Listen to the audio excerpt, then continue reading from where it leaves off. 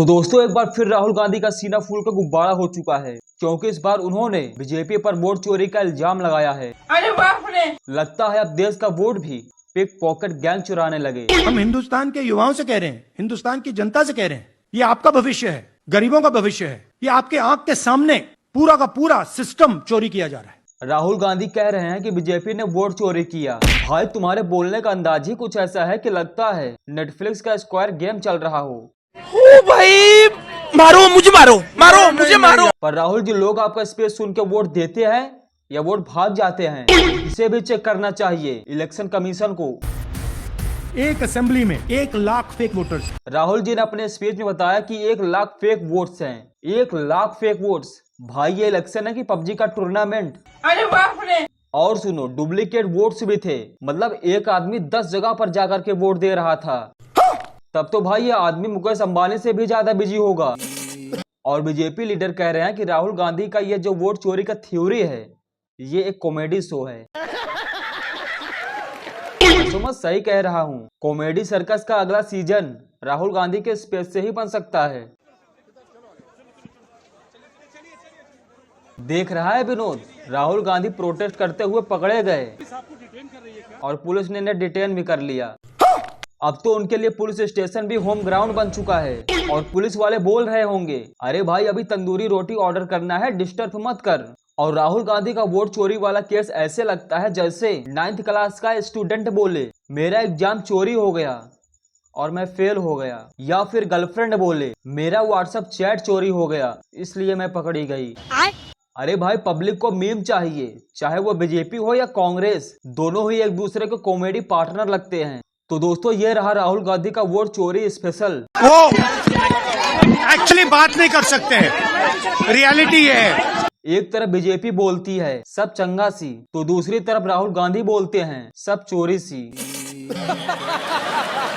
अब फैसला आप करें कि क्या सच में वोट चोरी हुआ है या फिर राहुल गांधी यूट्यूब शॉर्ट के लिए कंटेंट दे रहा है। कमेंट में लिखो और शेयर करो, वरना राहुल गांधी बोलेगा मेरा व्यूज भी चोरी हो गया। एटम बॉम्ब है, फटेगा तो आप इलेक्शन कमीशन आपको दिखेगा नहीं हिंदुस्तान में। अभी पता चलेगा। बस आप वीडियो को लास्ट तक देखना। हमारा नाम है रंजू देवी, नहाटा प्रखंड से आया हूँ, चफला गांव से। पति के नाम है सुधीर राम। हमारे वोटर लिस्ट में हमारे घर के परिवार के 6 के नाम कट गया है। आप पहले थे उसपे? जी पहले थे। ये नया वाला जो बना लिस्ट उसमें नहीं आया है। अब राहुल गांधी का ये वाला वीडियो देख के उसे पप्पू से टप्पू समझ रहे होंगे और अपने पिछवाड़े से तालियां बजा रहे होंगे, लेकिन जरा आप लोग ये वाला वीडियो देखो। वार्ड सचिव हैं, वो दोनों निकाल के लिस्ट लाए, उसमें हमको बोले आपको 6 आदमी के नाम नहीं है, चलिए वहाँ पर आ रहे हैं राहुल गांधी, तेजस्वी यादव, उनसे मिल लीजिए और अपना नाम जुड़वा लीजिए। तो हम लोग देहात के औरत हैं, गंवार लोग हैं, जो जैसा कहता है वही ना सुनेंगे। हम लोग गए वहाँ, तो वहाँ भी बोला उन लोग के बोलना राहुल गांधी से कि हम लोग के 6 आदमी के नाम नहीं है, पुराना लिस्ट में था, नया वाला में नहीं है। तो वही बात हम वहाँ जाकर बोले हैं। अभी आपको बीएलओ के द्वारा दिखाया गया लिस्ट नया वाला जो 1 अगस्त 2025 को प्रकाशन हुआ है, उसमें अपना नाम अपना पाया? हाँ, और अपने परिवार के सदस्यों का नाम पाया आपने? सबको नाम पाया। हाँ भाई पप्पू, क्या हाल है? गांव की सीधी सादी भोली भाली औरत को बुलाकर झूठी बातें सुनकर अपने आप को 30 मार खान समझ रहे थे? सच बताना, उल्टा तुम्हारे पिछवाड़े पर लगाना। अरे तो लग गए। आपके अंदर मेरे लिए नफरत है, आपके अंदर मेरे लिए गुस्सा है, आपके लिए मैं पप्पू हूँ। हमारे लिए तुम पप्पू क्यों हो? तुम सभी के लिए पप्पू हो। पप्पू पेलू कहो तो आपकी ले लूं।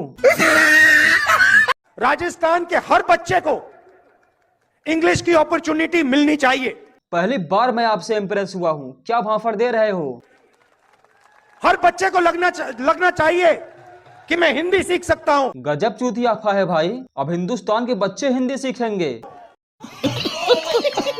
मगर मैं पूरी दुनिया के साथ कम्युनिकेट कर सकता हूँ, मैं पूरी दुनिया के साथ बातचीत कर सकता हूँ। हाँ तो फिर यमराज के पास जाओ, उससे पूछ कि उसकी बेटी खाली है क्या। वो क्या है ना, मुट्ठी आजकल बहुत ज्यादा दर्द कर रहा है। यमराज की बेटी मिल जाता तो काम हो जाता। मुझे जरूरत पड़ी तो अमेरिका में जाके मैं हिंदुस्तान का झंडा हाँ उखाड़ दे, लेकिन एक बात याद रखना, इंडिया वाले तुम्हें बजाएंगे ही, लेकिन साथ में अमेरिका वाले भी बजाएंगे। मेरे जैसा बेवकूफ इस देश में नहीं है। सही कहा है आपने, आपके जैसा बेवकूफ पूरे देश में क्या, पूरी दुनिया का पूरे ब्रह्मांड में नहीं है। थोड़ा आपको समझाना चाहता हूं क्यों डर रहे हो? आपसे कोई कुछ नहीं बोलेगा, बोलो। कि हम युवाओं के हाथ में और महिलाओं के हाथ में बैंक अकाउंट में पैसा क्यों डाल रहे हैं? इसके पीछे सोच है। क्या? सबसे पहले आपको महंगाई से राहत मिलेगी, अच्छा, मगर असली बात यह होगी हाँ, कि जैसे ही आपके जेब में पैसा आएगा, आपके बैंक अकाउंट में पैसा आएगा, आप उस पैसे को खर्च करोगे। कोई शर्ट खरीदेगा, कोई पैंट खरीदेगा, कोई मोबाइल फोन खरीदेगा, कोई साइकिल खरीदेगा, कोई मोटरसाइकिल खरीदेगा। अरे पप्पू, ये सब कोई नहीं खरीदेगा। पैसा आते ही सबसे पहले लोग राशन खरीदेंगे, पर आप जीन्स और साइकिल क्यों खरीदवा रहे हो? और जैसे ही आप ये माल खरीदना शुरू करोगे, वैसे ही हिंदुस्तान की फैक्ट्रियां चालू हो जाएंगी। और जैसे ही हिंदुस्तान की फैक्ट्रियां चालू होंगी, वैसे ही हिंदुस्तान के करोड़ों बेरोजगार युवाओं को उन्हीं फैक्ट्री में रोजगार मिलना शुरू हो जाएगा। अरे भाई, रोजगार मिलते मिलते बिना राशन के आदमी ही खत्म हो जाएगा। हमने तो देश को आजादी दिलाने के लिए लड़ा, खून बहाया। हाँ, आपने खून तो बहुत बहाया, लेकिन आपके शरीर पर एक स्क्रैच तक नहीं है, तो खून बहा कहां से? 1947 से 1952 तक आपको बवासीर था क्या? देश को एकता रखने के लिए राहुल गांधी जी अपना जान दिए। तो वोट चोरी का इल्जाम काहे लगा रहे हो? कहीं पप्पू पेलू तो नहीं? शुरू करने से पहले एक सवाल है मेरा। हाँ हाँ, पूछिए। आपको कोई पप्पू नहीं बोलेगा। कोई पप्पू नहीं बोलेगा इनको। हाँ, पूछिए। हिंदुस्तान की आबादी कितनी है? 140। कितनी आबादी है? 140। 140 क्या? 140 करोड़ आबादी है। देश की आबादी 140 करोड़ रुपए। अरे भाई, 140 करोड़ रुपए नहीं, 140 करोड़ लोग, मतलब 140 करोड़ आदमी है अपने इंडिया में। तू पप्पू ही रहेगा, तेरा अब कुछ नहीं हो सकता। आज हमारा सिक्योरिटी वाला बेचारा गाड़ी के नीचे आ गया, उसका पैर नीचे आ गया। हमने पहला काम किया, भैया जाते हैं एक्सरे कराओ।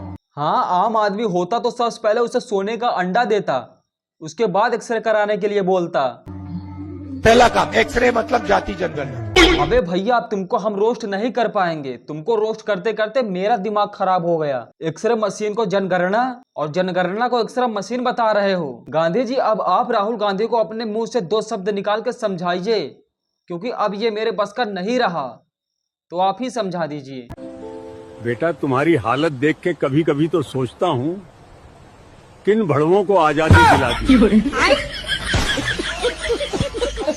तो बस यार, यहीं पर मैं अपना वीडियो समाप्त करता हूं। और अगर आपको मेरी वीडियो पसंद आया हो तो चैनल को लाइक और वीडियो को सब्सक्राइब कर दें। और हाँ, और हाइप करना मत भूलना। राम राम।